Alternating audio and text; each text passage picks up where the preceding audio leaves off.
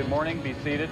We'll get down to Atlanta soon enough, but this time, for the first time in 1997, we have F1 racing. This was Sunday racing in Australia, but Saturday to you and me, us Americans, the Foster Lager 500. No, it's the Grand Prix of Australia. That dominant 1-2 team of Hill and Villeneuve is no more, and their placings at the start of the race illustrated the separation between the two of them for this season.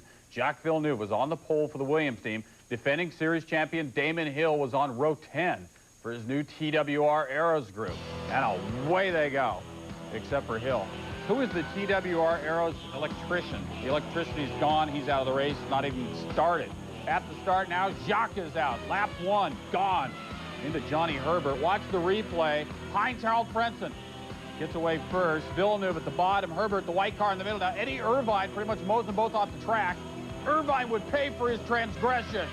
Suffers a punctured tire. His day is done a lap later than that. Schumacher's brother, Ralph, he's got handling problems. This is why you're going to see F1 cars in those Ram Tough ads. Heinz-Harald Frentzen's debut opens up a whopping lead, 24 lengths in the car that won Damon Hill the title, but strategy hurts him. Lap 19, Frentzen goes to the pits. Nobody else went with him, and the two-stop strategy doesn't work. David Coulthard gets out in front. Now Michael Schumacher, he heads to the pits, along with Coulthard, pits on lap 31 of the 58-lap race.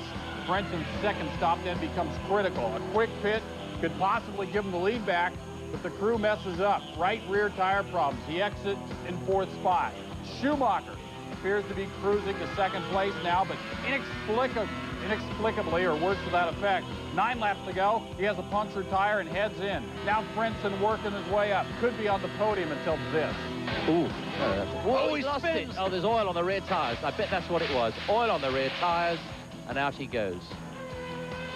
Well, that's good analysis, Derek, but I also noticed a disc brake problem. The password inexplicably. David Coulthard in front, his 2nd career win. He gets to the line first. First win for Mercedes in the Formula One race since Juan Fangio back in 1955. And as you saw, Coulthard won a hubcap. Or was it a cheese platter? David Coulthard is the man. His 2nd career win. This ended a 49-race losing streak for McLaren. The late Ayrton Senna was the last McLaren winner way back in 1993. Michael Schumacher is 2nd place to open up the season. Mika Hakkinen right behind in 3rd, and Gerhard Berger and Olivier Panis. Your winner now. This is fantastic. This is actually a better feeling than when I won my first Grand Prix for Williams. One, because it was a little bit unexpected here at the first race, especially after I saw qualifying form of the Williams. And I guess I've got Eddie to thank for causing a bit of aggravation at the first corner. I just took off badly. That was the only trouble I had, which I have to say, luckily I took off badly, otherwise Eddie would have taken off myself as well. The good thing is that obviously Jack couldn't score points. He will score many points this year in my view, and therefore it opens up the championship a little bit, but by the next race this can turn around completely. All right, so McLaren, as we said, struggling, finally gets the win to open the 1997 season. Look back on the left, 84 through 93, 74 wins, 153 podium finishes. Then the big drought, no wins, only 16 podium finishes, but they got one in 1997. And Derek Bell, we're working overtime with him. He joined ESPN News' Chuck Garfien right after the race Saturday night. Hill went out with an electrical problem, which of course all this something to do with the electronics, so the car stopped very early on the warming up lap, and of course Villeneuve got involved in an incident on the first corner. He had a very bad start. Everybody sort of smothered him. The cars came around him, and of course Eddie Irvine was having all these banzai moves down the inside, found there was no room, and then of course locked all the brakes up, got the dirt, went across and hit poor old Villeneuve. Villeneuve blames himself. Well, the only way he can blame himself is to say he should have had a better start, but that's life. Now, Alain Prost and Jackie Stewart made their debuts as owners. How did they end up? Well, Prost did better, of course. Prost bought an existing team. He brought the Ligier team from last year.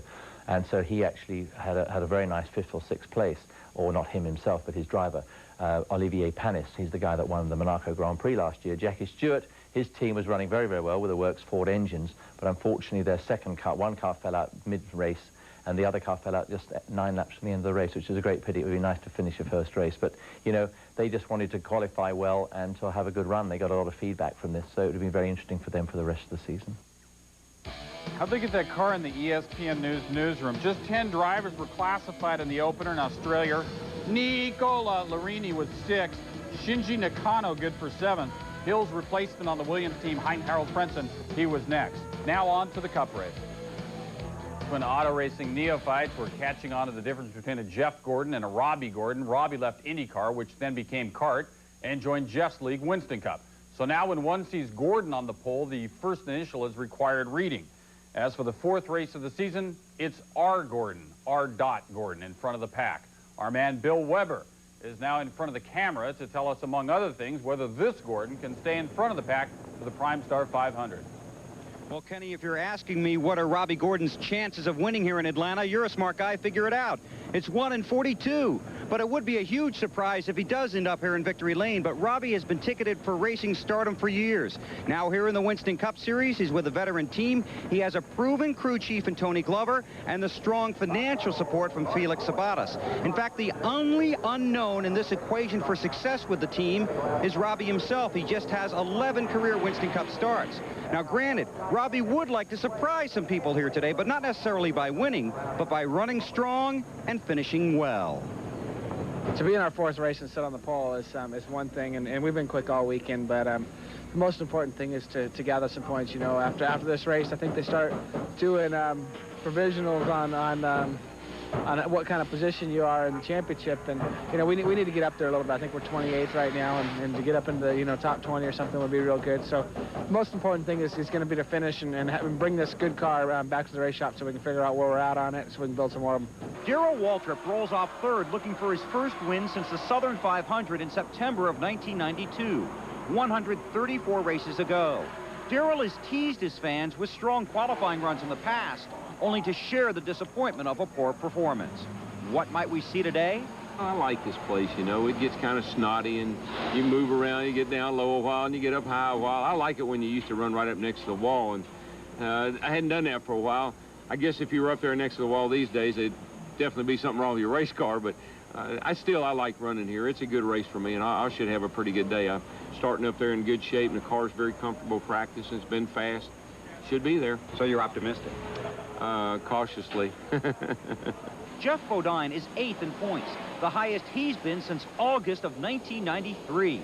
Okay, so it's early, but Bodine is building up some steam. 8th at the Rock and 2nd last Sunday. You know, you talk about momentum, but the momentum's right here. You know, you build it yourself.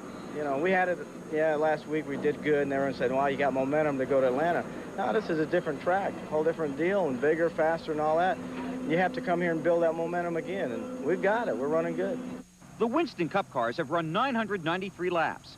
Dale Jarrett is the only driver to run them all, and he's led 49.8% of them. He has a 2nd and 3rd place finish, and is 3rd in points, but he hasn't won. It is a good feeling to know you have a car that good, that we've been able to come out and begin the year and get the bonus points and lead races and have chance really to win all 3 races. We had ourselves positioned in the last 10 laps to win every one of them and just didn't get it done. How about this race on Sunday?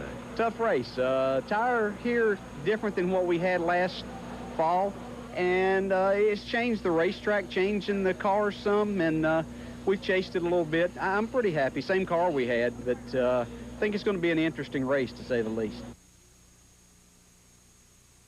Now, Dale Jarrett has competed in 18 Winston Cup events here in Atlanta. His best finish, 2nd last fall. He's led 495 laps this season. Today's race is 328 laps. And Dale Jarrett only wants to lead the last one. Kenny? All right, Bill, let's go back to that other Gordon, Jeff Gordon. Now, you remember last week, Rusty Wallace and Ernie Irvin weren't exactly pleased with some of his driving tactics. What's the story on that? Was that just heat of the moment? Is that past now for this week? I think that's old news, Kenny. Jeff Gordon clearly had a car that could have won the race, and he was simply trying to put himself in position to do that. I think if the roles were reversed, Jeff probably wouldn't have been happy with some of the other guys in that race as well. As for today, well, Team Hendrick, Jeff qualified deep in the field. He's in backdraft, the same car he ran here last year, and finished 3rd in both Atlanta races in that backdraft car. Terry Labonte blew a motor in final practice. They're doing a motor change this morning. And the 3rd Team Hendrick member, Ricky Craven, had the best qualifying effort in the Budweiser Chevy. Are these shirts and hats with the 3 on it still popular? Is Dale Earnhardt fading away, or is this just an aberration? I mean, he has, in a long, long drought now, 30 races without a win. Well, I think he wants to talk to you about his sales, by the way, Kenny. But I think what you've got with Dale Earnhardt and Larry McReynolds, you have two very fast trains running down parallel tracks. Eventually, those two trains are going to merge and become one very fast train. When that happens, look out. The question is, when will it happen, and can it happen here today?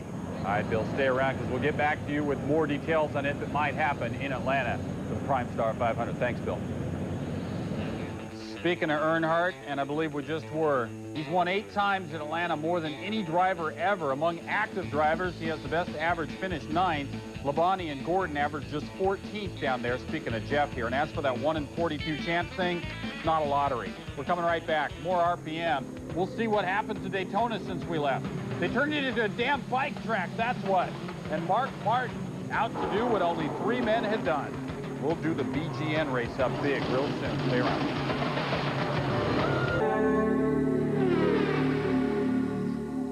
The Steel Outdoor Power Tool 300. Ball go cut down a tree. Tim Bender getting settled in. First career pole ever in a Busch race. And away they go. Lap 13. Got trouble. Mark Martin is after him, and he got him. He clipped him, in fact, but both of them at 10 and 2. The race continued on under caution. Lap 16, Martin moved up to 5th. He was chasing Elton Sawyer, though he's pictured alone. He would catch Sawyer in lap 46. Now we catch a caution. Mike McLaughlin trying to avoid hitting Michael Waltrip. He's successful in that respect, but he spins off the track. The race had to go to caution for 4 laps. 70 to go.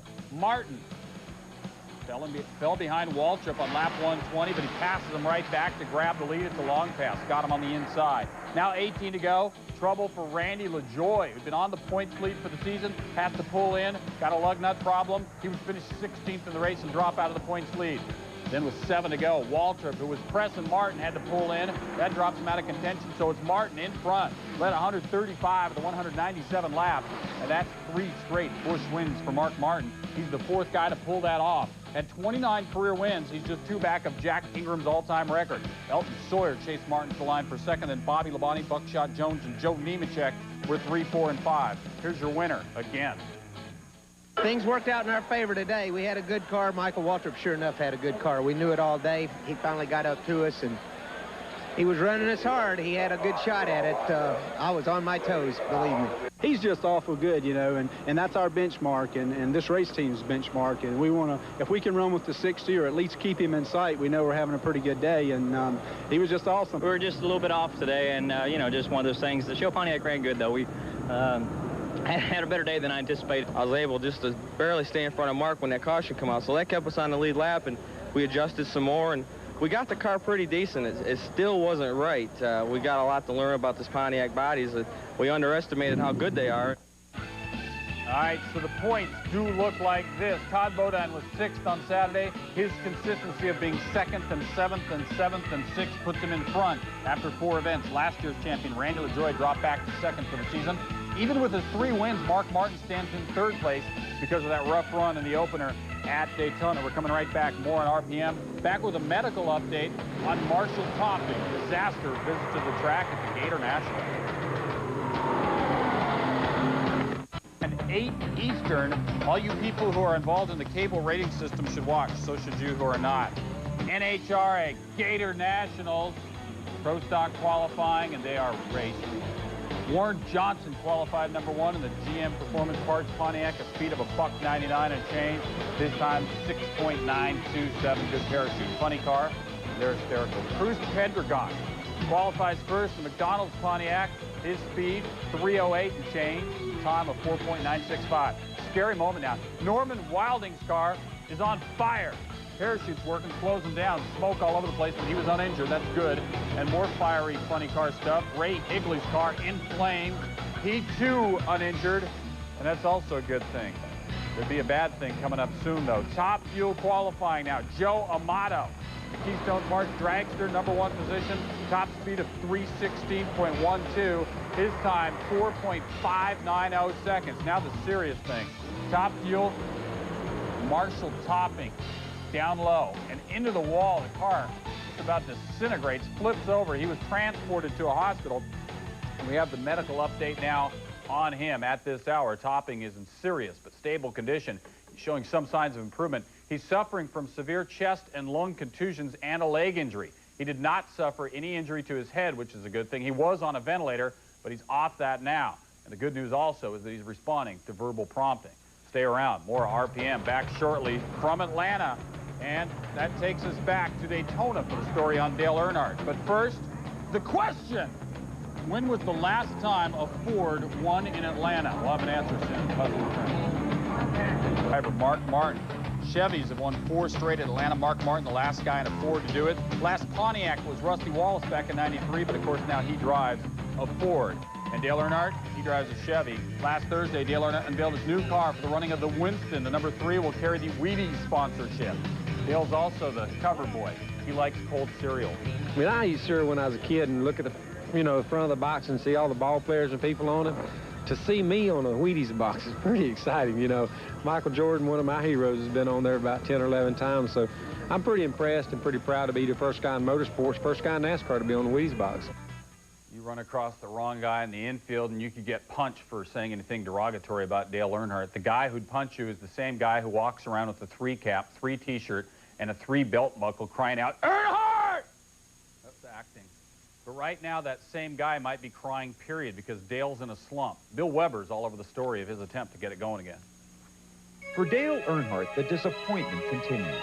The numbers tell the story, while Earnhardt's post-race frustration at Richmond clearly showed it. Driving out of the liftgate of his rig, then quickly disappearing into the back of it. Helmet still on, pressure still on. There's a little pressure from every direction or aspect in racing, but I think the pressure I put on myself is the pressure that I have to deal with the most. And that's when you're running good, you feel great and everything's, but when you having that little question of what's really going on, or I can't really figure this out, or I've not really got a handle on the car that day, it really, upsets you, makes you mad, whatever, and you just want to get it right. So that puts pressure. I put pressure on myself. In the first 3 races, Dale has just 1 top 20 finish. He's fallen to 24th in points, 232 behind Jeff Gordon. There are lots of questions, but what are the answers? And when will we get them? Earnhardt's last trip to victory lane came 1 year ago in Atlanta, a record-setting 8th win at the track, career win number 70, his 2nd and final win of the season. That last stop was a great stop. The pit crew did a great job. Good risk, you can't got to hand it to them. They just keep getting on top. Everybody says, well, last year, well, that's that #1 pit position. We were in pit 13 today. We stomped them, buddy. In 1996, Earnhardt battled back from poor finishes and frightening wrecks. Throughout the season and the struggles, he never portrayed that his confidence was shaken or his desire diluted. Driver-wise, or the feel of the car, or the will to get in there and go hard as I can go, it hadn't changed that view or that aspect of it. I think Watkins Glen proved or showed that. I mean, that's a place that you can get in trouble easy or quick, and we just went after it hard as we could. But while he closed with 6 straight top 15 finishes, including 4 top 10s, he never got back to victory lane. So for '97, there were new changes and renewed hope, fueled by the addition of new crew chief, Larry McReynolds. Like before I said, we had all the ingredients. We had good people, and for sure wasn't ashamed of our race team, and we felt like we worked hard. But he's added that coach position and that position to give everybody the confidence and pull out the good things about them and their qualities. And I mean, he's brought it out in us. He's brought it out in Spinney and all the guys in his department. They're just more focused, harder working. It seems like, hey, this guy, he's right on the mark. We got to work harder to bring our end up. And he just brings the best out of people. He's really good working with the guys. I'm excited about it already, and I guarantee you we're gonna turn some heads in what we did this year. And they have turned heads, many in disappointment and disbelief. But the year is only 3 races old. It's a new season, a new start, but not a new Earnhardt. I don't think it's any new Dale Earnhardt. It's the same old guy. It's just that confidence level's back. It's there with the team and what Larry can do with us. It's just that, like I said, he pulls everybody together, and he pulls everybody out the best out of them. I'm sure he's going to pull the best out of me. Earnhardt's winless streak has reached 30 races, encroaching on his personal record of 40. He's hungry for a victory and thirsty for points. Atlanta offers comfort and confidence to the defending champ. But in this season of struggle, will this week's race be Dale Earnhardt's watershed or his Waterloo. Well, and now Dale Earnhardt is ready to attack Atlanta. Disappointing run in qualifying on Friday, but you rebounded well on Saturday. Looking forward to running here. You've won here 8 times. Your prognosis for the Prime Star 500? Well, we're changing a few things here after practice. We're changing some springs and things around. We're trying to get the right balance. With these new cold air boxes, it's changed the balance on the cars, and we missed it in qualifying the first day and sort of got back on track today, and we feel better about our effort, so change a few more things. Maybe we can hit right on it for the race. You told us in Daytona the combination of McReynolds and Earnhardt would turn some heads, but that's going to take some time for that to work out, doesn't it? Well, I thought we'd turn some heads before now. We turned them all right. We turned them the wrong way, but I think we can turn it around. Larry's an awful dedicated person, and he's thorough. He don't, me and him didn't get much sleep last night. He was tossing and turning and thinking, and we talked last night late, and we talked again early this morning first thing, and our thoughts are coming out about the same, so we'll throw some more stuff at it and give it everything we got. Okay, Dale Earnhardt has won 8 times here at Atlanta. A lot of smiles from this man this weekend, hoping for a big one here Sunday afternoon. All right, Bill, thanks for carrying the show again. Earnhardt was pressing Terry Labonte for the points lead last July before crashing at Talladega. Since then, call him right, he's fallen way off what he'd done before that wreck. 17 starts, just 2 top 5s. Average finish this season is 22nd. Watch the Prime Star over on ABC and watch NASCAR Today right after us at the bottom of the hour. Stay around.